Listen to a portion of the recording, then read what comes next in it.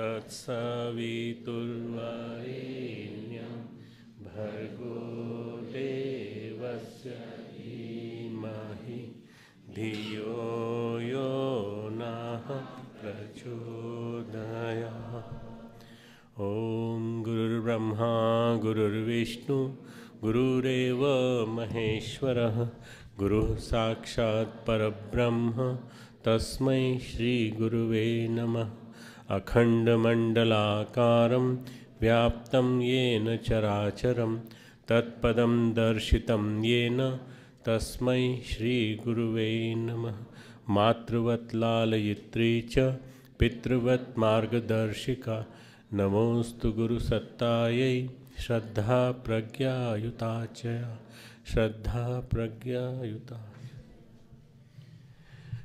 परम पूज्य गुरुदेव और परम वंदनीय माता जी की सूक्ष्म उपस्थिति में यहाँ हमारे शांति कुंज के इस रामकृष्ण हॉल में विराजमान सभी हमारे युवा साथियों, हमारे युवा प्रकोष्ठ के सभी साथियों, सभी प्राणवान कार्यकर्ता भाइयों में जो शब्द है वो है युवा शक्ति जागरण। दो शब्द हुए, एक युवा दूसरा शक्ति। युवा में शक्ति होती है। अब शक्ति कभी भी सुप्त नहीं हो सकती। ये फिजिक्स का एक सिद्धांत है, भौतिकी का सिद्धांत है कि जहाँ भी एनर्जी है, शक्ति है ना एनर्जी, जहाँ भी एनर्जी है वो शांत नहीं बैठ सकती, कहीं ना कहीं विस्फोट करेगी। अगर कहीं है तो आज नहीं तो कल, कल नहीं तो परसों उसमें परिवर्तन आएगा और वो विस्फोट करेगी। अगर शक्ति है तो, और अगर शक्ति नहीं है तो फिर वो चुपचाप शांत बैठी रहेगी। शक्ति नहीं है तो, शक्ति शब्द जब यूज़ करते हैं तो शक्ति के साथ दुर्गा, शक्ति के साथ नारी शक्ति, शक्ति के साथ बहुत बड़ी बड़ी बातों की बात आती है। पर जब युवा के साथ शक्ति लगा दिया तो युवा की शक्ति। इसलिए ये जो महत्वपूर्ण शब्द है वो है शक्ति, युवा की शक्ति, इसका जागरण। मतलब कहीं ना कहीं कुछ न कुछ सोया पड़ा है, इसलिए उसका जागरण करना जरूरी है। कहीं ना कहीं कोई डॉर्मेंट है, कहीं ना कहीं कोई स्लीपिंग स्टेट में है, कहीं ना कहीं कोई प्रसुप्त स्थिति में है, उसका जागरण, प्रसुप्ति का जागरण, प्रसुप्त स्थिति में पड़ी हुई युवा शक्ति का जागरण।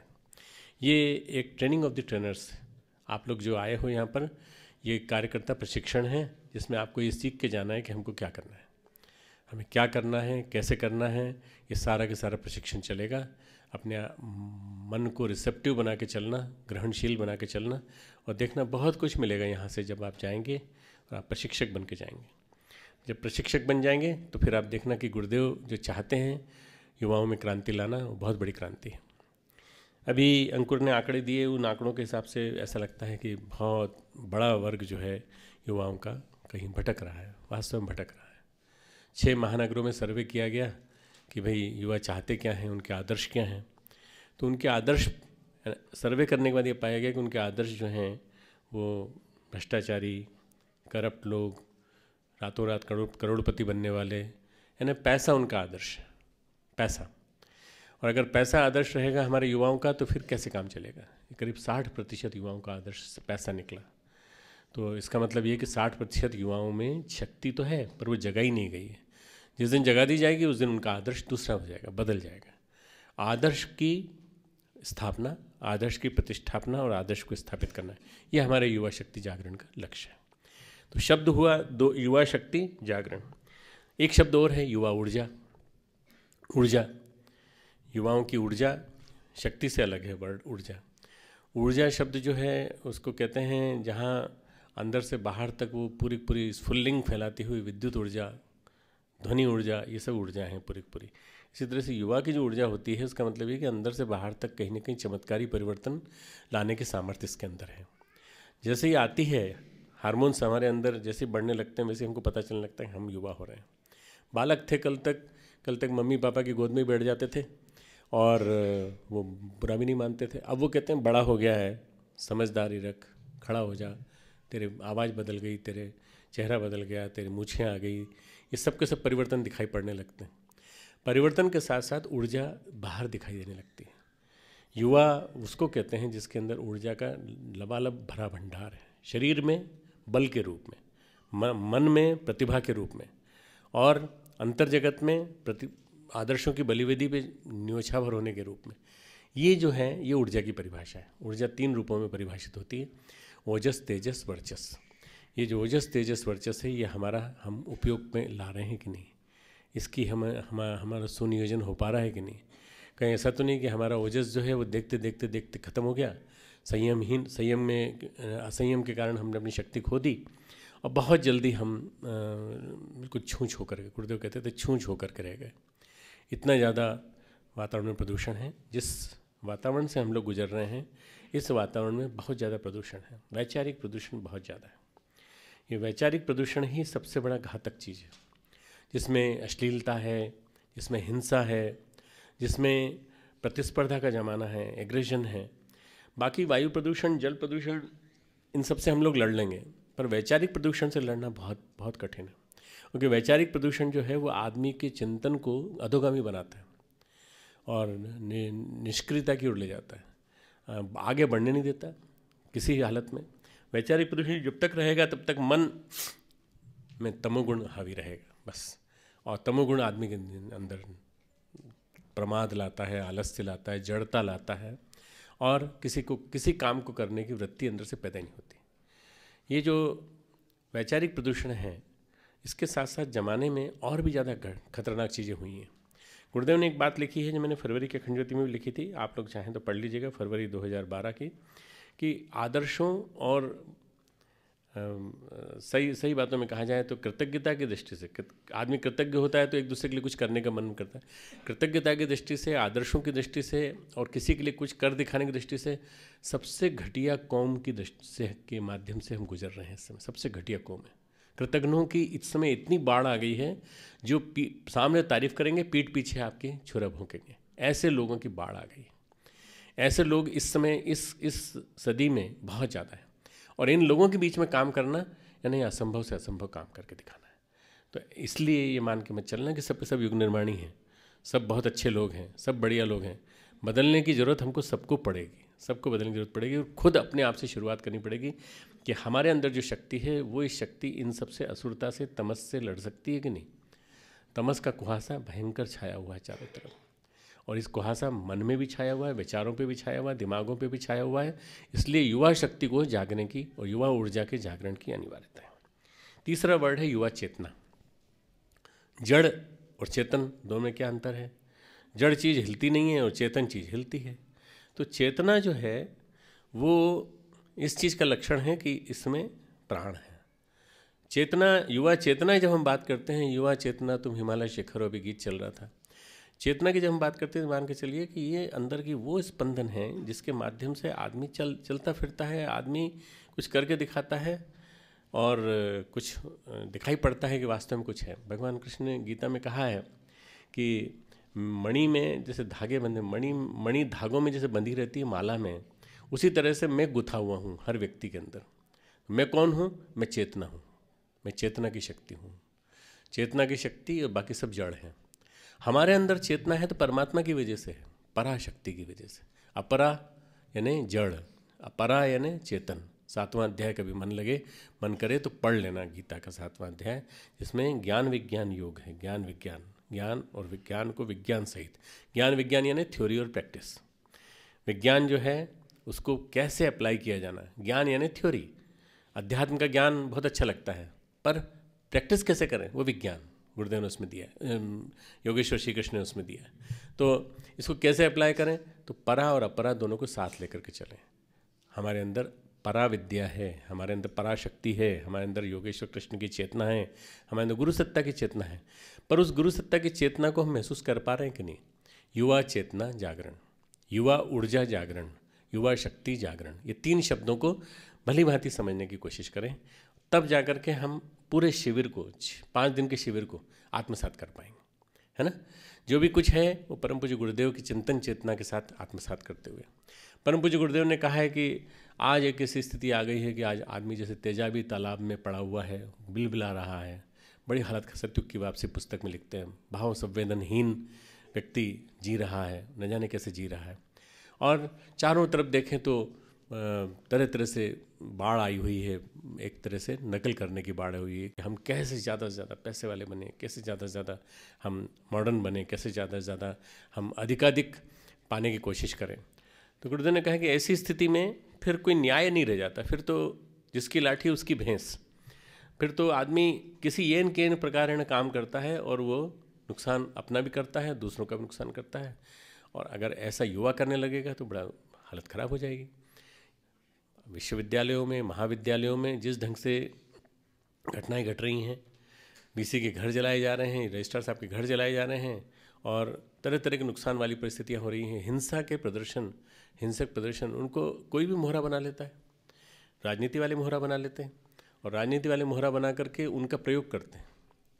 ये जो हमने देव संस्कृति विश्वविद्यालय खड़ा किया तो गुरुदेव ने कहा बेटा इसमें एक काम करना, जब भी तुम बनाओ विश्वविद्यालय तो उसमें किसी प्रकार के इलेक्शन वगैरह मत कराना, चुनाव उनाव मत कराना, क्योंकि इलेक्शन वगैरह कराने से ये कांग्रेस और बीजेपी और जितने भी लोग हैं ये जो हैं ये अपने मोहरे खुद बुनते हैं और अपने माध्यम से इनको खड़ा करते हैं और इन्हीं में से नेता आगे चल के बनते हैं।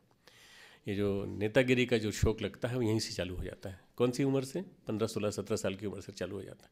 बस यहीं से चालू होते ही आगे बढ़ते बढ़ते ये फिर नेताओं के चारों तरफ घूमना, टिकट पाने की कोशिश करना। आज का समय बहुत ख़राब समय है। इस खराब समय में सत्युग की वापसी की बात करना, इन्हें बहुत बड़ी बात करना, और वो किसके माध्यम से संभव होगी? युवा चेतना। क्यों? क्योंकि 60 करोड़ हम युवा हैं पूरे भारत के। भारत के युवा इतनी बड़ी संख्या में बैठे हुए हैं यहाँ, 60 करोड़ युवा भारत के हैं। ये इतनी बड़ी युवा शक्ति किसी विश्व में किसी भी देश के पास नहीं है। भारत एकमात्र ऐसा देश है मित्रों जहाँ पर युवाओं के आने वाले 30 वर्ष तक, यानी 2030 तक, कम से कम 2030 तक युवा बने रहने की अनंत संभावना है। यदि 2030 तक भारत इस युवा शक्ति का रचनात्मक उपयोग कर ले, नियोजन कर ले, तो हम लोग सारे विश्व का मार्गदर्शन करने की स्थिति में। भारत को जगत गुरु कहा जाता है तो इसके पीछे सबसे बड़ा एसेट हमारा ये है। श्री अरविंद आज से 50 साल पहले लिख गए थे, 60, 70 साल पहले लिख गए थे, 2040, 2030, 2040 में, 1930, 1940 में, कि भारत जब सोया हुआ दैत्य है, जब उठ के खड़ा होगा, अंगड़ाई लेगा, तो सारा विश्व उसके सामने नतमस्तक होता देखा जाएगा। पर अभी इसको सोने दो, तमस से जागने दो, और तमस से जागने के बाद, आज़ादी के बाद, इसको आज़ादी के बाद एक सही दिशा में धारा मिलेगी। और ऐसा ही हुआ मित्रों कि आज़ादी के बाद हमारे पॉलिटिकल नेतृत्व ने जो दिशाहीनता बताई, उसके समानांतर गायत्री परिवार जैसे संगठन और अन्य संगठन खड़े हुए और उन्होंने सही दिशा दिखा करके युवा शक्ति को खड़ा किया।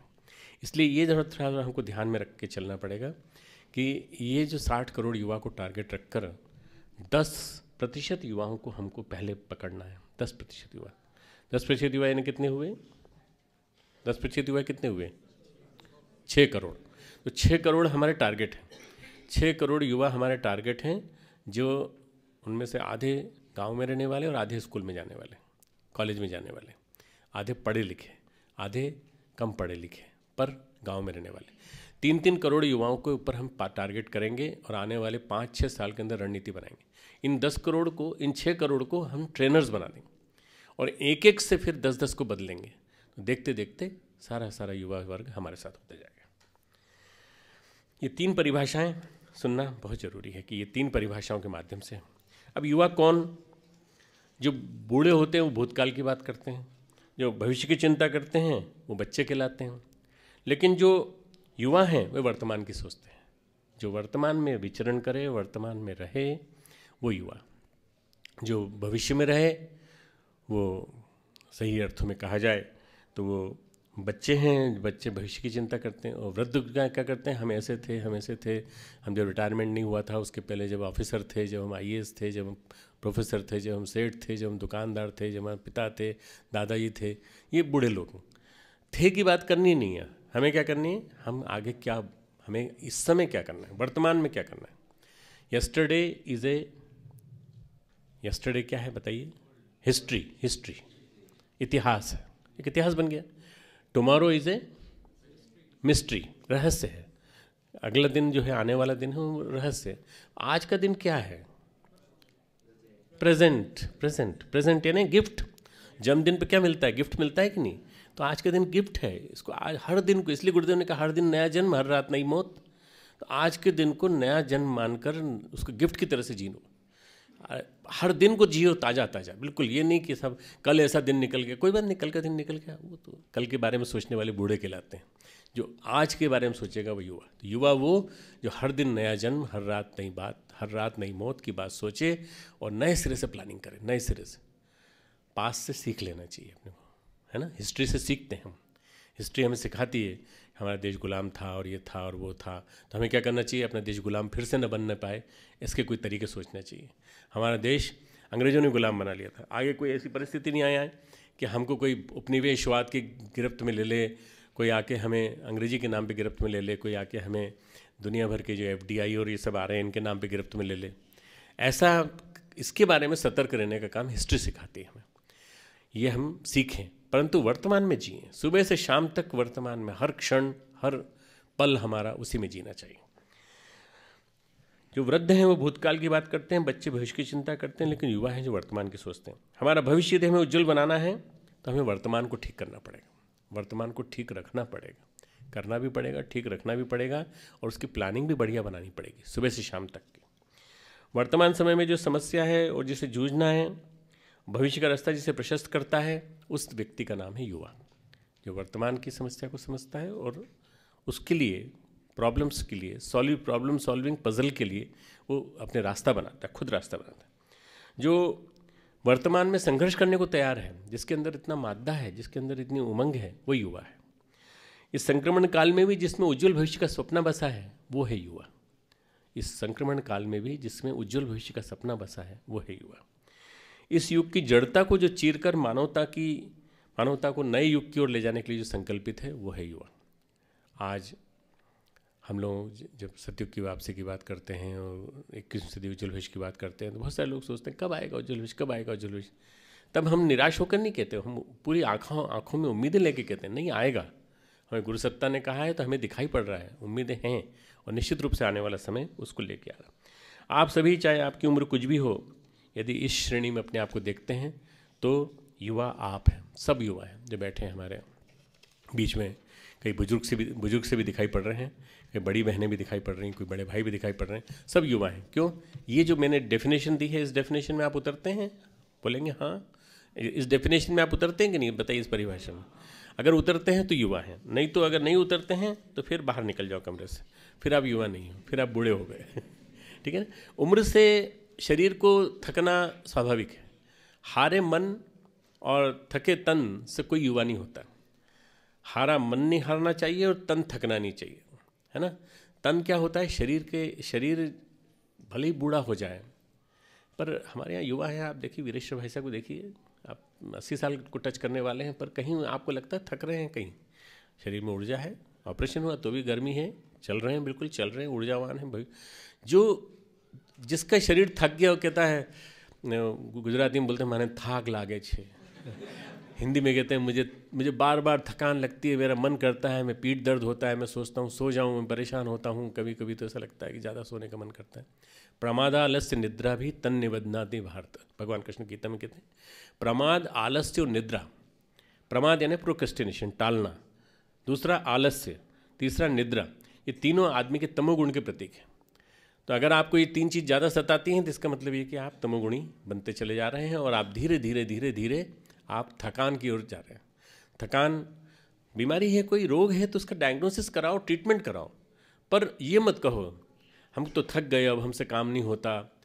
एक उम्र आती है, उस समय शरीर पे दबाव पड़ता है, सब कुछ होता है, और दबाव आते आते शरीर काम करते करते उसके बाद काम नहीं कर पाता। कोई बात नहीं, चिंता मत करो, अपना दिमाग तो लगाओ ना, और दिमाग लगा के युवा शक्ति जिसके पास शरीर है, काया है, उसको काम सौंप दो, उससे काम कराओ। पर खुद नहीं कर सकते तो कराओ। परंतु जब वहाँ भी थक जाते हैं, वहाँ भी कहते हैं अरे इनसे कुछ नहीं होने वाला, हम थे जिन्होंने गुरुदेव के साथ काम किया, कंधे से कंधा मिला के काम किया, ये नेगेटिविटी नहीं होना चाहिए। ये नेगेटिविटी जिसके अंदर आ गई उसको मैं बूढ़े की कैटेगरी में रखता हूँ और कहता हूँ इनकी प्राण प्रतिष्ठा करो, इनको माला पहनाओ और इनका प्रणाम करके इनसे आशीर्वाद लो, बस इससे ज़्यादा कुछ मत करो। हमारे जितने मंदिर हैं उनके ट्रस्टी, हमारे यहाँ जितने बड़े बड़े बुजुर्ग लोग हैं, इन सब से हम आशीर्वाद लेने की कामना करते हैं और ये कहते हैं भाई आप अपने अनुभव से हमको वो बताइए, मार्गदर्शन दीजिए, आपका अनुभव हमारे काम आएगा। आप हमारे गुरुदेव के साथ रहे, पर गुरुदेव के साथ रहे तो गुरुदेव के साथ क्या सीखा आपने? उनकी जवानी नहीं सीखी। गुरुदेव ने तो कभी बुढ़ापे की बात नहीं की, गुरुदेव ने निरंतर जवानी की बात की। और कभी अंतिम समय तक कभी बूढ़े नहीं हुए गुरुदेव। तो फिर ऐसे में हम कैसे बूढ़े हो सकते हैं भाई? जब तक मरने की बात नहीं आ जाए तब तक बूढ़ा नहीं होना है। मरने के बाद कहेंगे कि हाँ चलो अब बूढ़ा होना तो कर लो, परंतु इसके पहले नहीं। इसलिए किसी को भी आप में से इस स्थिति में जवानी की परिभाषा को समझ के जवानी को अपने जीवन में उतारने की कोशिश करना चाहिए। अब युवा कार्यकर्ता कैसा हो, युवा कार्यकर्ता की परिभाषा मैं गीता से बताता हूँ। गीता मेरा आराध्य ग्रंथ है, क्योंकि गुरुदेव के साथ रह के गीता विश्वकोश की रचना के लिए बहुत शुरू से प्रयास किया। फिर गीता मेरे जीवन में 12 साल की उम्र से आ गई थी, तब से मैं कंटिन्यूस उसको कंठस्थ है, तो मैं पढ़ता आ रहा हूँ। आप भी कोशिश करना कि गीता के माध्यम से आप कुछ स्वाध्याय करके कुछ बना सकते हैं क्या।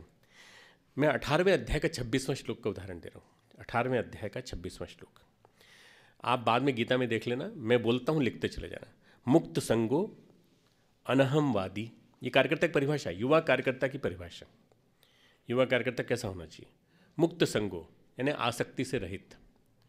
किसी भी प्रकार की आसक्ति, किसी लड़की के प्रति, किसी विपरीत सेक्स के प्रति, किसी अपने लिए कोई हमें तो ये चाहिए था और हमें ये नहीं मिला, पद के प्रति, पैसे के प्रति, और किसी व्यक्ति के प्रति कि उसका वो साथ नहीं होगा तो हम काम नहीं करेंगे, ऐसा नहीं। किसी के प्रति नहीं, कहीं कोई राग ना हो, किसी के प्रति कोई राग ना हो। मुक्त संगो, संग रहित, आसक्ति रहित। अनहमवादी, अहंकार के वचन न बोलने वाला। बार बार मैंने किया, हम ये करते हैं, ये करते हैं, देखिए छाती ठोक ठोक के बड़े बड़े उसमें कहते हैं हमने ये किया वो किया, ऐसे बोलने वाला व्यक्ति नहीं होता कार्यकर्ता। अहंकार के वचन न बोलने वाला, अहंकारवादी, अनहंकारी, अनहमवादी, अहंकार के वचन न बोलने वाला। तीसरा शब्द है धृति उत्साह समन्वितः। धृति उत्साह समन्वितः, धैर्य और उत्साह से युक्त। धृति यानी धैर्य, उत्साह, उत्साह हमेशा अंदर से बाहर तक उफनने वाला उत्साह। जैसे दूध उबलता है तो उबलता हुआ दिखाई पड़ता है, मट्ठा जब मथा जाता है तो मथा हुआ मट्ठा दिखाई पड़ता है। ऐसे उत्साह अंदर से बाहर तक लबलबाता हुआ, अंदर से बाहर तक रग रग में कण कण में दौड़ता हुआ दिखाई पड़े। धृति उत्साह समन्वितः, धैर्य और उत्साह से युक्त। अगला वर्ड है सिद्धि असिद्धयो निर्विकारः। सिद्धि असिद्धयो निर्विकारः, कार्य के सिद्ध होने न होने में बिना किसी हर्ष शोक आदि विकार से रहित। कार्य के सिद्ध होने न सिद्ध होने में किसी भी प्रकार के हर्ष शोक आदि विकार से रहित। प्रसन्न हुए? नहीं, कोई प्रसन्न नहीं। कार्य सिद्ध हो गया, अब तो आपको बहुत खुश होना चाहिए? नहीं, कोई बात नहीं, होना ही था भाई, काम तो होना ही था, युग निर्माण तो होना ही है, इसमें कौन सी प्रसन्नता की बात है। कार्य सिद्ध हुआ, नहीं कोई बात नहीं, नहीं सिद्ध हुआ कोई बात नहीं, आगे कोशिश करेंगे और मेहनत करेंगे।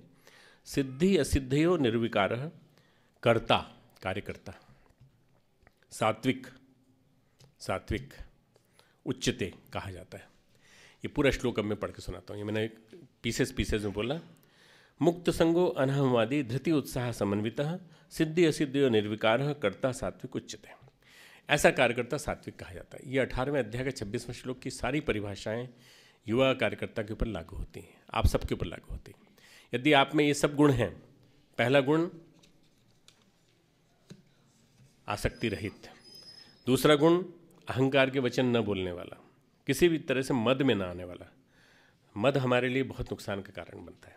धैर्य और उत्साह से, हमारे यहाँ धैर्य नहीं है, धीरज नहीं है, युवा में धीरज नहीं है। युवा बहुत उत्कट बेचैनी वाला भरा होता है। ऊर्जा होती है ना खूब सारी, तो बेचैनी होती है, ये क्यों नहीं हुआ, ये क्यों नहीं हुआ, ये क्यों नहीं किया, ये क्यों नहीं किया। ये धीरज के बिना जो शौर्य है, धीरज के बिना जो जोश है, वो गड़बड़ा जाता है और जोश गलत दिशा में चला जाता है। भगवान राम से जब विभीषण कहते हैं कि भगवान आपके पास तो रथ भी नहीं है, वो तो रावण तो रथ में बैठ के आया, उसके पास इतना बड़ा रथ है, खुद जूते पहने हुए है और उड़ने की सामर्थ्य रखता है, ये करने की सामर्थ्य रखता है, तो आपके पास तो कुछ भी नहीं है। भगवान जब उसको जवाब देते हैं, वो एक लाइन आपको याद रखनी चाहिए बस, सूरज धीरज असरथी चाका। मैं जो रथ के जिस रथ के ऊपर विराजमान हूँ, भगवान नंगे पैर चलते हैं, नंगे पैर चल के युद्ध कर रहे हैं। भगवान कह रहे हैं सूरज धीरज असरथी चाका, मेरे इस रथ के दो पहिए हैं, शौर्य और धैर्य। बिना शौर्य के धैर्य किस काम का, और बिना धैर्य के शौर्य किस काम का। तो शौर्य दोनों एक गाड़ी के दो पहिए हैं, एक रथ के दो पहिए हैं, बस, बाकी आगे की बात नहीं बताता मैं। शौर्य और धैर्य को साथ लेके चलना, उत्साह, उत्साह लबालब भरा हुआ उत्साह, अंदर से बाहर तक, प्राणवान जिसको कहते हैं। आपने सुना होगा राजस्थान में ऐसे भी योद्धा होते थे जो उनके धड़ के ऊपर से सिर कट जाता था, पर वो सिर कटने के बाद भी तलवार से हाथ लिए हुए ऐसे चलाते हुए, और तब तक नहीं मरते थे जब तक कि उनके धड़ को नहीं काट दिया जाता था। अंदर खून लबालब भरा हुआ जोश है, जोश अंदर तक भरा हुआ, तो फिर वो सिर कटने के बाद भी वो सिर जो है वो तो नीचे गिर गया, पर वो तलवार चलती रही, क्योंकि अंदर से जो निर्देश गया था कि मारना है, इतने आदमी मारना है, 20 नहीं तो कम से कम 10 आदमी को जरूर मारता था वो तलवार वाला, क्योंकि जहाँ पड़ती थी वहाँ आदमी मरते चले जाते थे, और उसके बाद उसके धड़ को मारा जाता था तब मरते थे। ऐसा उत्साह होना चाहिए, ऐसा उत्साह होना चाहिए कि कभी सोने नहीं पाए, हमारा उत्साह कभी कम न होने पाए। उत्साह हमारा सो जाता है, उत्साह हमारा कम पड़ जाता है, मंद पड़ जाता है, धूमिल पड़ जाता है। इस उत्साह को बनाए रखना बहुत जरूरी है। ऐसा कार्यकर्ता जो सिद्धि और असिद्धि में जरा भी विकार नहीं लाता, न हर्ष की स्थिति में जाता है न शोक की स्थिति में। सिद्धि यानी सफलता, असिद्धि यानी न असफलता। असफलता और सफलता के चक्कर में पड़ के कभी निराश नहीं होने वाला युवा सबसे श्रेष्ठ युवा है, सात्विक युवा है। सात्विक, राजसिक, तामसिक 3 प्रकार के काम करने वाले होते हैं। तो हमें सोचना है हमें क्या बनना है, सात्विक युवा बनना है, श्रेष्ठतम युवा बनना है। और श्रेष्ठतम युवा बनने के लिए आपको निरंतर सबको प्रशिक्षण देते समय ये समझाना है कि भाई हमें इस तरह के कार्यकर्ता चाहिए, हम तो उन कार्यकर्ताओं को देखने आए हैं और सबसे पहले अपने आप को बनाने आए हैं। ये जितने भी लक्षण हैं ये हमारे प्रशिक्षकों में सबसे पहले आने चाहिए, तब दूसरों में आएंगे। जैसे हम हैं वैसे दूसरों को बना पाएंगे, ठीक है ना। तो ये परिभाषा जो है ये गीता की परिभाषा। किसी भी राष्ट्र समाज की प्रगति, उन्नति, समृद्धि निर्भर करती है उस जमाने के, उस समय के युवाओं के ऊपर, किसी भी राष्ट्र की। आज यदि हम इस राष्ट्र की समग्र प्रगति, समग्र समृद्धि और प्रगति चाहते हैं तो हमें युवाओं को देखना पड़ेगा, युवाओं पर दृष्टि डालनी पड़ेगी।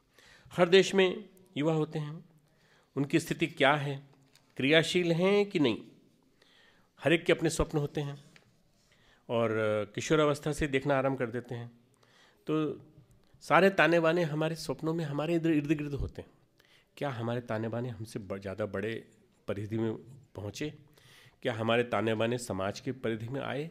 क्या हमारे ताने बाने परिवार से हट कर के एक विराट परिवार पूरे राष्ट्र के लिए और पूरे समाज के एक बहुत बृहत्तर ग्रुप के लिए आए क्या? यदि हमारे सपने उनकी परिधि में आ गए तो फिर तो हम निश्चित रूप से काम करके दिखा देंगे। युवाओं को ये सोचना पड़ेगा कि युवाओं को बोध कितना है, अपने दायित्व का बोध है कि नहीं, जिम्मेदारी कितनी है, कितनी बड़ी जिम्मेदारी लिए हम बैठे हैं। यदि हमारी जीवन की धुरी के इर्द गिर्द क्या चल रहा है ये हमें नहीं मालूम होगा तो हम क्या जिम्मेदारी वाला काम उठा पाएंगे? क्या धन कमाना हमारा लक्ष्य है? क्या ऊंची नौकरी हमारा लक्ष्य है? पैकेज वाली नौकरी, बड़ी नौकरी, पुलिंदा वाली नौकरी, इतने लाख रुपए कमाएंगे, माता पिता तो हमसे ये अपेक्षा रखते थे। परंतु इस समय का युग धर्म नहीं समझ में आ रहा, इस समय की परिस्थितियाँ नहीं समझ में आ रही। युग धर्म को देखते हुए, परिस्थितियों को देखते हुए हमें क्या करना है? परम पूज्य गुरुदेव ने कहा है कि संवेदनशीलता जिसके मन में होगी वह आसपास के परिवेश का बोध भी कराएगी। जो संवेदनशील होता है वही आसपास के बारे में जानकारी रखता है। संवेदनशील व्यक्ति ही पर्यावरण के बारे में जागरूक होता है। संवेदनशील व्यक्ति ही वृक्षारोपण के लिए प्रेरित होता है। संवेदनशील व्यक्ति ही चिकित्सालय जाता है, वहाँ सेवा करता है। संवेदनशील व्यक्ति ही आसपास के अपने जो कहीं पिछड़ गए हैं लोग बाग, उनके बारे में जानकारी रखता है। इसलिए सबसे पहले युवाओं में जो चीज़ आना चाहिए मित्रों, वो आना चाहिए संवेदना का जागरण। जो प्रशिक्षण के कुछ बिंदु हैं वो मैं आपको 7 बिंदुओं में विभाजित करके बताऊंगा। तो पहला बिंदु है संवेदना का जागरण। संवेदना यदि जाग गई तो आप देखिएगा अपने आप हम काम करने के लिए तत्पर हो जाएंगे। संवेदना, गुरुदेव ने कहा सतयुग संवेदना का युग है। परम पूज्य गुरुदेव ने कहा आसपास की पीड़ा दुखी करनी चाहिए आज के युवा को, पर आज का युवा तो सुख भोगना चाहता है, सुख, हर कीमत पर सुख। ऐसे युवा को बदलने के लिए उसको युग की पीड़ का अनुभव कराना पड़ेगा, युग की पीड़ा का अनुभव कराना पड़ेगा कि युग की पीड़ा हम सब की पीड़ा है। सारे समाज का दर्द हम सबका दर्द है। अगर सारा समाज अभावग्रस्त है तो हम सबको परेशान होना चाहिए। यदि हम सब परेशान नहीं हैं तो इसका मतलब ये कि कहीं ना कहीं जड़ता छा गई है हमारे अंदर। इसलिए संवेदनशीलता का जागरण सबसे पहला चिन्ह, हर जागृत युवा का एक सबसे पहला चिन्ह जो होना चाहिए वो होना चाहिए संवेदनशीलता। युवा संवेदनशील हैं आज पर भटके हुए हैं, उनकी संवेदना कहीं और चली जा रही है। कोई लड़की के प्रति आकर्षित हो गए तो संवेदना उधर केंद्रित हो गई, पैसे के प्रति आकर्षित हो गए तो पैसे की तरफ चली गई। कहीं और जाने के बजाय उस संवेदना को उच्च स्तरीय बना लेना, परिमार्जित कर लेना और आध्यात्मिक रूप दे देना, ये सबसे बड़ी ज़रूरत है आज के समय की। सबसे ज़्यादा उच्च आकांक्षाओं से हमको गिरने में भावनाओं के भटकन की बहुत बड़ी भूमिका रहती है। उच्च आकांक्षाएं हमारी पूरी क्यों नहीं हो पाती? भावनाओं के भटकन। संवेदनशील हैं, भावुक हैं, पर भावुकता में हम भटक जाते हैं। उस संवेदनशीलता की ऊर्जा को हम ऊर्ध्वगामी कैसे बना सकते हैं? ये हमको बनाने के लिए बिना आध्यात्मिक बने सहारा नहीं है। आज के युग में हर युवा को आध्यात्मिक बना करके ही सृजनशील युवा बनाया जा सकता है। इसलिए आध्यात्मिकता बहुत जरूरी है। महामारी की तरह से आज भावनात्मक विक्षोभ छाया हुआ है चारों तरफ। भावनात्मक विक्षोभ इस सीमा तक है कि कोई पलायनवाद की बात करता है, कोई आत्महत्या करने की बात करता है, कोई कहता है मैं बहुत डिप्रेशन में चल रहा हूँ। ये सब हैं बहुत संवेदनशील, पर उनकी इमोशनल एक्सपेक्टेशंस जो हैं वो गड़बड़ा गई। हम देना नहीं चाहते, अधिकतम पाना चाहते हैं। अगर कुछ सुख चाहिए एट एनी कॉस्ट तो हमारे अंदर की सोच भी गड़बड़ा जाती है। परम पूज्य गुरुदेव से लोगों ने कहा, गुरुदेव आप हिमालय जा रहे हैं, हम भी आपके साथ हिमालय चलेंगे। गुरुदेव ने कहा, जिनने आदर्शों के हिमालय पर चढ़ने की प्राथमिक योग्यता प्राप्त कर ली वही हमारे साथ चल सकते हैं। जिनने आदर्शों के हिमालय पर चढ़ने की प्राथमिक योग्यता हासिल कर ली वही हमारे साथ चल सकते हैं। हमारे अंदर परम पूज्य गुरुदेव की तरह से आदर्शों की हिमालय पर चढ़ने की आतुरता होनी चाहिए। ये संवेदनशील युवा की परिभाषा है। भगत सिंह को एक लड़की ने चिट्ठी लिखी कि मैं तुमसे प्रेम करती हूँ, शादी करना चाहती हूँ, और मैंने देखा कि तुम्हारे अंदर जो जज्बा है राष्ट्र के लिए मर मिटने का, वो मुझे प्रभावित कर रहा है। मैं चाहती हूँ कि मैं मरूँ तो मुझे भगत सिंह की पत्नी के नाम से जाना जाए। मैं चाहती हूँ कि तुम भी जब जाओ तो तुमको संतोष हो कि तुम्हारी भी एक पत्नी थी। भगत सिंह हंसे। भगत सिंह ने उससे कहा कि मैं व्यक्तिगत प्रेम इस समय करूं, ये मेरे सामने एक बहुत बड़ा प्रश्न चिन्ह है। व्यक्तिगत प्रेम करने के लिए पैदा नहीं हुआ हूं। मैंने अपना सारा प्रेम पूरा का पूरा राष्ट्र के प्रति कुर्बान कर दिया है। मेरी शादी राष्ट्र की आज़ादी से हो गई है, इसलिए अब मुझे कहीं कोई भटका नहीं सकता, किसी दिशा में और ले नहीं जा सकता। क्या शहीद आजम भगत सिंह जैसा हमारे अंदर प्रेम जाग सकता है? अभी व्यक्तिगत प्रेम के लिए हमारे पास कोई समय नहीं है। अभी व्यक्तिगत प्रेम हमारा अगर डाइवर्ट होगा तो मानव मात्र की सेवा के लिए, राष्ट्र के लिए, पीड़ित मानवता के लिए, और जितनी भी दुखी जनशक्ति है उसके लिए, पर्यावरण जो प्रभावित हो रहा है उसके लिए। श्री अरविंद ने 3 पागलपन कहे हैं। श्री अरविंद के 3 पागलपन संवेदना की बात जब आ रही है। पहला पागलपन है, जो कुछ ईश्वर ने मुझे दिया है उसमें से निर्वाह मात्र रखकर मैं बाकी सब समाज को लौटाना चाहता हूँ। जो कुछ भी ईश्वर ने मुझे दिया है वो थोड़ा सा निर्वाह के मात्र के लिए रखकर मैं सब कुछ लौटा देना चाहता हूँ समाज को। 700 रुपये तनख्वाह मिलती थी उनको बड़ौदा के राजा के यहाँ। बड़ौदा के राजा के वो सचिव थे, और 700 रुपये में से वो 50 रुपये रखते थे अपने खर्च के लिए, बाकी साढ़े 650 रुपये वो आज़ादी के लिए बने हुए फंड में दान दे देते थे, और जितने ज़रूरतमंद थे उन लोगों के लिए लगाए देते थे। ईश्वरचंद्र विद्यासागर संवेदनशील थे तो उन्होंने युवावस्था से ही देना चालू कर दिया था, अपना सारा पैसा दान कर देते थे। मित्रों, हमें थोड़ा सा सोचना पड़ेगा, क्या हमारे अंदर ये संवेदना जागती है? क्या ये संवेदनशीलता हमारे अंदर है कि औरों के लिए कुछ करने का मन में हमारे अंदर साहस पैदा हो? दूसरा पागलपन, मैं ईश्वर को पाना चाहता हूँ और प्राप्त करके रहूँगा। मैं ईश्वर को पाना चाहता हूँ और मैं प्राप्त करके रहूँगा, और मित्रों वास्तव में वो प्राप्त करके रहे। तीसरा पागलपन, श्री अरविंद ने अपने पत्नी को लिखा था, मृणालिनी को, ये पत्र जिसमें तीनों पागलपन लिखे थे। भारत माता को मैं सगी माता जैसी भावना से देखता हूँ और वैसे ही नित्य दर्शन करता हूँ। भारत माता को मैं सगी माता जैसी भावना से देखता हूँ और वैसा ही उनका मैं दर्शन करता हूँ। श्री अरविंद ने भारत माता का जो एक दृश्य है, भारत माता का जो एक झांकी है, वो हम सबके सामने की है। किताब है भारत का पुनर्जन्म मानवता के खंडहरों से। मानवता के खंडरों से भारत का पुनर्जन्म, पश्चिम के खंडरों से भारत का पुनर्जन्म, पश्चिम के खंडरों से भारत का पुनर्जन्म। तो वो किताब है, वो अवेलेबल है, और उनकी संकलित जो समय समय पे कही हुई बातें उनको मिला के लिखा गया है कि अगर हम देश को माँ मान लें, जननी जन्मभूमि स्वर्गादपि गरीयसी, जब जन्मभूमि हमारी जननी है, माँ है, तो देवी भी है, माँ भी है, देवी भी है, आद्य शक्ति भी है, और हमारी आद्य शक्ति होने के नाते इसके एक एक कण कण से हमको प्यार होना चाहिए। उसी तरह से जैसे श्री अरविंद कहते हैं, मैं भारत माता को सगी माता जैसी भावना जैसे देखता हूँ और उन्हें पूजना चाहता हूँ। क्या हमारे युवा जो यहाँ बैठे हैं उनके अंदर श्री अरविंद का आदर्श पैदा होगा कि वो भी भारत माता को वैसे पूजें, उसी तरह से उसी भाव से पूजें, और कोई भी उसके टुकड़े करने की कोशिश करे उसके प्रति वही दृष्टि रखें जो निश्चरहीन करो मही भुज उठाए प्रणकीन वाले राम की थी, जिनके आंख में देखत राम नयन भर आए। ये संवेदनशीलता का जागरण। युवा कितने साल के, 20 साल के युवा हैं राम, और देखत राम नयन भर आए। उनको देखते ही अस्थियों के पहाड़ देख करके, दैत्यों ने जिस तरह से ऋषियों को मारा था, वो देख करके उनकी आंखों में नयन पानी आ गया। वो राम जो कभी रो नहीं सकते थे, हंसते रहते थे, मुस्कुराते रहते, उनके देखत राम नयन भर आए। और उसके बाद दूसरी लाइन कहते हैं तुलसीदास जी कि निश्चरहीन करो मही भुज उठाए प्रणकीन, मैं इस धरती को निश्चरहीन कर दूंगा, राक्षसों से रहित कर दूंगा, मैं काट डालूंगा, मार डालूंगा सबको। आपके अंदर भी आना चाहिए मित्रों कि असुरता को हम मिटा करके रहेंगे, असुरता के लिए हम लड़ेंगे। असुरता नशा भी है, असुरता दहेज भी है, असुरता विभिन्न प्रकार की कुरीतियाँ भी हैं, मूढ़ मान्यताएं भी हैं, इन सब से हम लड़ेंगे। असुर कोई व्यक्ति नहीं है, असुर एक वृत्ति है, उस वृत्ति से हमको लड़ना है, और उस वृत्ति से लड़ करके हमको किसी भी हालत में पार होना है। मित्रों, मैं संवेदना के जागरण की बात कर रहा हूँ, सारी बात संवेदना जागृत थी तो विवेकानंद को जब विदेश में बहुत सुखमय बिस्तर पर लिटाया गया, अच्छा मोटा, कम से कम 3-4 गद्दे हमारे लगा दिए जाएं, वैसा गद्देदार बिस्तर पर सुला दिया गया और कहा यह आपके रहने के लिए हमने व्यवस्था की है।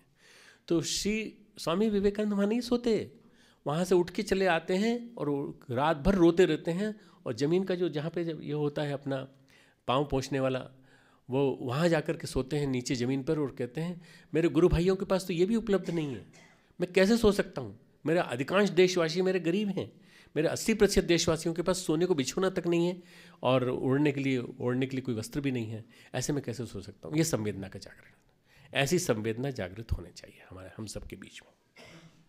अगला जो गुण है मित्रों, संस्कार, संस्कारों का जागरण। मैंने सब शब्द आपकी सुविधा के लिए स से लिए हैं, तो स से आपको याद भी रहेगा और आप इसको हमेशा के लिए याद करेंगे, ठीक है। 7 शब्द हैं, स से हैं सारे के सारे। युवा शक्ति जागरण के संवेदना। दूसरा है संस्कार। जब संस्कार जागते हैं तो आदमी अच्छे काम करता है। कहते हैं ना, घर का संस्कार वाला घर का है, ये संस्कार वाले घर का है। और जब बुरे काम करने लगता है, बुरे काम में लग जाता है, शुरू से ही शराब पीना, शराब वाले साथियों के, शराब पीने वाले साथियों के साथ घूमना, ड्रग वाले साथियों के साथ घूमना, लगता है संस्कारवान नहीं है, इसके घर में संस्कार नहीं दिए लोगों ने। संस्कारों की संपदा हमारे माता पिता हमें देते हैं, संस्कारों को हम पोषित करते हैं। संस्कार शब्द से संस्कृति वर्ड बना है। जो संस्कार जिसके अंदर हैं वो संस्कृति की सेवा कर सकता है। तो हम संस्कारवान बने, जागृत बने, संस्कारों का नित्य पोषण करें। संस्कारों को आध्यात्मिक प्रक्रिया के माध्यम से पोषित किया जाता है, बढ़ाया जाता है, बलवान बनाया जाता है। तीसरा शब्द है मित्रों साधना। साधना, हम लोगों को एक साधक बनना बहुत जरूरी है। आने वाले समय में युवाओं को साधक के नाते श्रेष्ठ साधक, एक साधना शब्द में संयम भी आ जाता है, साधना शब्द में चरित्र निर्माण भी आ जाता है, साधना शब्द में स्वाध्याय भी आ जाता है। साधना में स्वाध्याय, चरित्र निर्माण और संयम का जो पालन करता है उसकी ऊर्जा का संरक्षण होता है, उसकी ऊर्जा उसके साथ रहती है, हमेशा बनी रहती है और कभी वेस्ट नहीं जाएगी, कभी निरर्थक नहीं जाएगी। और स्वाध्यायशीलता के माध्यम से आप अपने विचारों को हमेशा पॉजिटिव बनाए रख सकते हैं। ऊर्जा मंडल, हमेशा आभा मंडल, अपना आइडियोस्फीयर, ये जो विचार, जैसे थर्मोस्फीयर, आयनोस्फीयर, ये सब होता है ना, पूरा स्फीयर यानी मंडल। जैसे दीपक को देखते दीपक के चारों तरफ प्रकाश मंडल दिखाई पड़ता है कि नहीं, ऐसे ही आपके मस्तक के चारों ओर का आभा मंडल होता है एक। जैसा सोचते हैं उन्हीं विचारों के अनुरूप वैसे ही आभा मंडल बन जाता है। नेगेटिव सोचेंगे तो नेगेटिव आभा मंडल, उस आदमी को कहा जाता है मनहूस। वो मनहूस आदमी जहाँ जाता है वहाँ की मनहूसियत की बातें करता है। अरे भाई जीवन जीने लायक नहीं है, सब बेकार है, सब देखो नेता लोग क्या कर रहे हैं, कटी अपनी काट रहे हैं सब। और दुनिया में अगर जीना है तो कुछ ना कुछ करके जाना चाहिए। तो करना क्या, बेईमानी करें, किसी की जेब काटें, ये करें, ये मनहूस आदमी नेगेटिव विचारों से भरा हुआ है। कभी कभी तो इतने नेगेटिव विचार होते हैं कि सामने वाले को भी प्रेरित कर देता है कि तू हमारे साथ जुड़ जा, तू हमारे साथ। नहीं मिलना अपने को, उस मनहूस को बदलना है अपने को, उस मनहूस को ही बदलना है, चाहे वो युवा साथी हो, चाहे वो बड़ा हो हमसे उम्र में, तो भी उसको बदलना है। जो हमेशा पॉजिटिव विचारों से भरा रहता है, विचारों से नहीं कुछ नहीं होने वाला, सब बढ़िया होने वाला है, सब अच्छा होने वाला है, हम योग निर्माणी हैं, योग निर्माणी कभी गलत नहीं सोचते, कभी नेगेटिव नहीं सोचते, कभी पतन की बातें नहीं सोचते। जब ये बातें सोचेंगे तो आप देखिए कि कैसे आदमी के विचार बदलते चले। विचारों को बदलने में स्वाध्याय की बहुत बड़ी भूमिका होती है। परम पूज्य गुरुदेव के स्वाध्याय, साहित्य का स्वाध्याय, गीता का स्वाध्याय, स्वामी विवेकानंद के साहित्य का स्वाध्याय, जितने भी महापुरुष हो गए हैं उनके विचारों का स्वाध्याय करने में मैं समझता हूँ सबका विचार अमृत गुरुदेव के साहित्य में आ गया है। अगर हम इधर उधर जाके ढूंढें तो गुरुदेव ने वो काम पहले ही कर दिया हम लोगों के लिए। सारा का सारा विचार कोश एक जगह इकट्ठा करके ला के रख दिया है, वही पढ़े, वो उसको पढ़ के उसको अमल में लाने की कोशिश करें। साधना इसको कहते हैं, साधना कहते हैं संयम को, इंद्रिय संयम, समय संयम, अर्थ संयम, विचार संयम, ये चारों संयमों का पालन। इनको यदि हम करते हैं तो बहुत हमारी जीवन दिशा सही चलेगी। चौथा है मित्रों स्वावलंबन। स्वावलंबन, अपने खुद पैरों पे खुद खड़ा होने का प्रयास, as early as possible, as soon as possible. स्वावलंबन, अपने पैरों पे खड़े होने का प्रयास, पुरुषार्थ। विदेश में बच्चे 15-16 साल की उम्र तक आते आते अपनी खुद की कमाई इतनी इकट्ठी कर लेते हैं मित्रों कि वो अपनी कार खरीदने तक की स्थिति में आ जाते हैं। माता पिता से नहीं मांगते, माता पिता के आसपास नहीं घूमते, हमें को ये सामान दिला दो, ये दिला दो। वो अपनी स्कॉलरशिप से, वो अपनी उससे पैसे, मैं 12 साल का था, मैंने अपनी स्कॉलरशिप से पैसे बचा के गुरुदेव के पास भेजे, 200 रुपये मैंने भेजे। तो गुरुदेव ने कहा, भाई ये तुमने 200 रुपये क्यों भेजे, महीने भर का तो हमारा खर्चा 6 रुपये है बस केवल तुम्हारे हिसाब से, तुमको 200 रुपये मिलती है स्कॉलरशिप। मैंने कहा गुरुदेव 200 रुपये पर मंथ मिलती है, तो पूरी स्कॉलरशिप भेज दी। गुरुदेव ने 6 रुपये भेजे। 12-13 साल की उम्र में एक होने वाले युवा को एक मैसेज मिला कि एक ऐसा महापुरुष भी है जो तुमसे नहीं चाहता अधिक, वो एक तुम्हारा अंश चाहता है, बस केवल एक अंश चाहता है। ऐसा महापुरुष भी है जो पैसे की इच्छा नहीं रखता, वो तुमको सिखा रहा है कि एक हिस्सा निकालना सीखो, एक दिन की कमाई निकालना सीखो। गुरुदेव ने कहा तुम्हारे हिसाब से करीब 200 रुपये के महीने के हिसाब से 6 रुपये प्रतिदिन का पड़ता है, तुम एक दिन का पैसा भेज दिया करो हर महीने।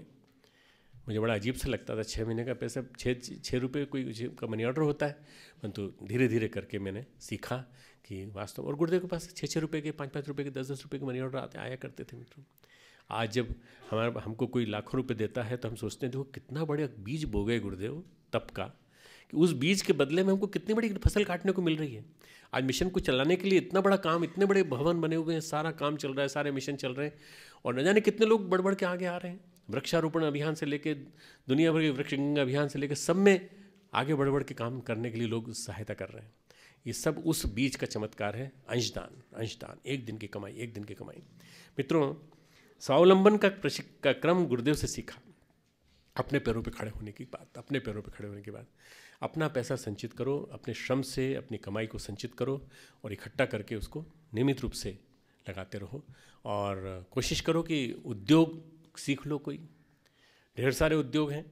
स्मृति उपवन, हमारे यहाँ पेपर निर्माण, हाथ से बने हुए पेपर का निर्माण।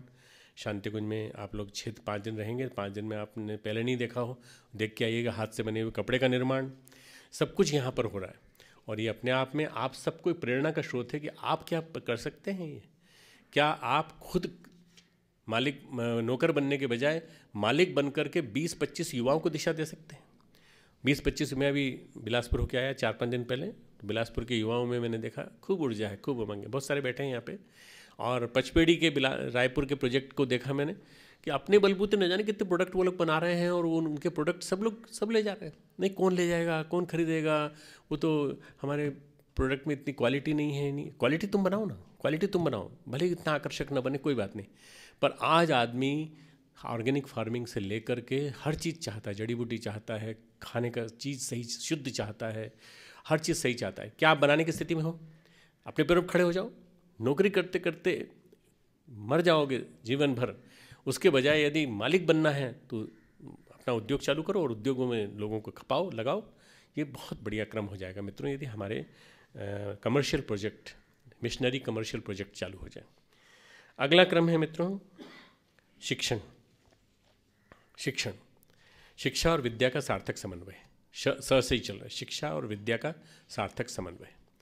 शिक्षा और विद्या को सार्थक समन्वित करते हुए क्या हम बाल संस्कार शाला के प्रोजेक्ट, ढेर सारे जो क्रम हैं उनको चला सकते हैं। वैज्ञानिक अध्यात्मवाद के प्रयोग विद्यालयों में, महाविद्यालयों में पावर पॉइंट प्रेजेंटेशन बना के हमारे वे युवा चालू कर दें तो नया युवा हमसे जुड़ेगा। आप नया युवा बनाना चाहते हैं तो उसको तुरंत प्रशिक्षण मत करिए, उसको पहले आप परम पूज्य गुरुदेव को चिंतन से जोड़िए। परम पूज्य गुरुदेव का चिंतन जो है वो इसमें है, वैज्ञानिक अध्यात्मवाद में है, अध्यात्मवादी भौतिकता है, इसमें है, इसके साथ जोड़ने की कोशिश करिए। इसी के साथ जुड़ा हुआ है प्रशिक्षण, शिक्षण प्रशिक्षण, जिसके लिए आप लोग आए। आप यहाँ से प्रशिक्षक बन के जाएंगे तो इन सब चीज़ों को आपको क्रियान्वित करना है।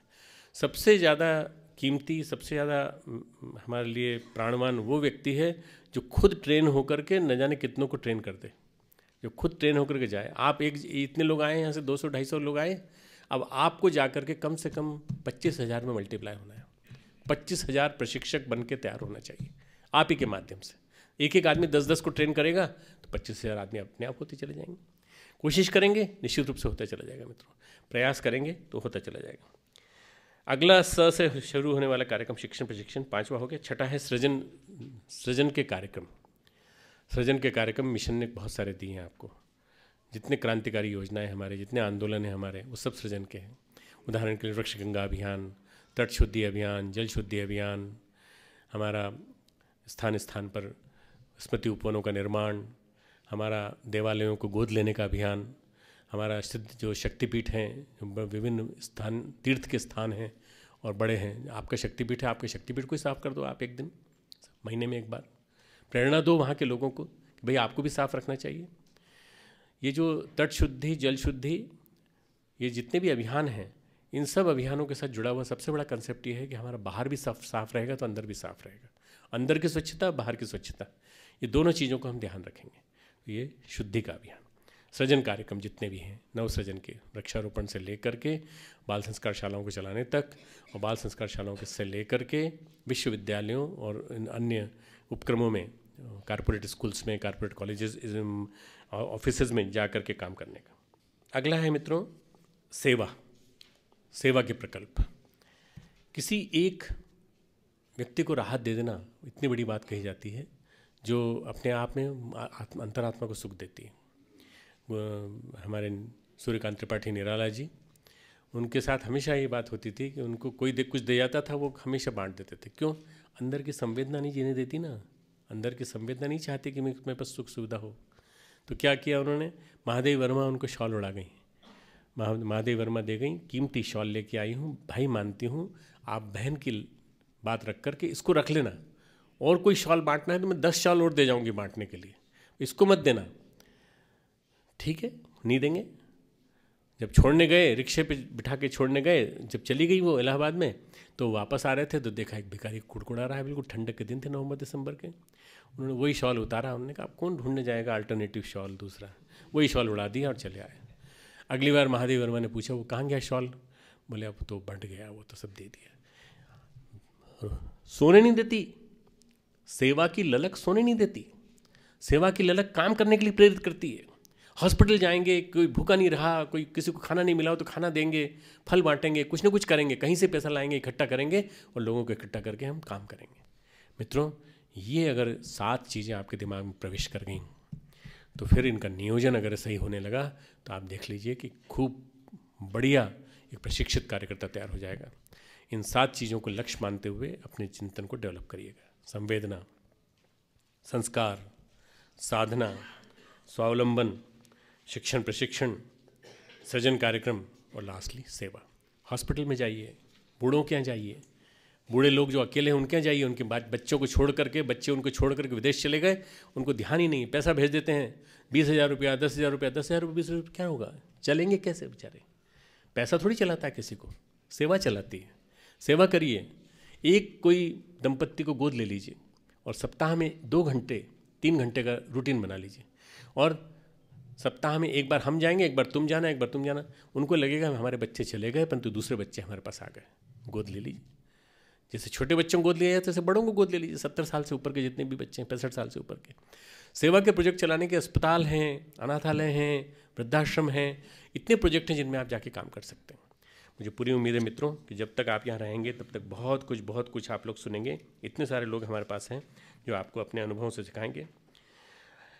गौतम बुद्ध की बात बता कर अपनी बात समाप्त करता हूँ। गौतम बुद्ध और परम पूज्य गुरुदेव के बीच में क्या समानता थी?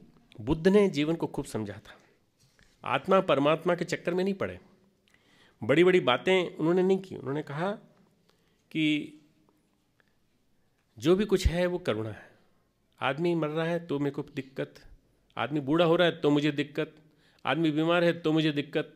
तो उसकी मुक्ति के लिए क्या प्रयास किया जाना चाहिए? अंदर से करुणा का भाव पैदा होना चाहिए। वो करुणा का भाव पैदा हुआ। अध्यात्म के कर्मकांड को उन्होंने नकारा, बुद्ध ने नकारा। परम पूज्य गुरुदेव ने कहा कि मुझे 5 रुपये की मनोकामना पूर्ति वाला अध्यात्म नहीं चाहिए। मुझे क्या चाहिए? वो अध्यात्म चाहिए जो जिंदगी में जिंदा बोले, जिंदगी में जिंदा बोले वो चाहिए। तुम कर्मकांड नहीं करते हो कोई बात नहीं, पर तुम उस अध्यात्म को जीते हो कि नहीं। यहाँ बुद्ध और परम पूज्य गुरुदेव एक जैसे दिखाई पड़ते हैं। मित्रों, गौतम बुद्ध के हृदय की करुणा, आचार्य शंकर के मस्तिष्क की प्रखरता और विवेकानंद के अंदर का साहस लेकर के, तीनों चीज़ों को लेकर परम पूज्य गुरुदेव आए हमारे बीच में। और हम बड़े सौभाग्यशाली हैं कि हम उन तीनों चीज़ों को आत्मसात करने का मौका हमें गुरुदेव के माध्यम से मिला।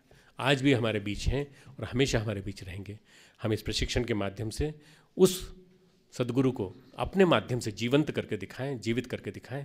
कुछ नहीं तो 1% से लेकर 5% गुरुदेव को जी करके दिखाएं। खूब खूब मंगल कामना।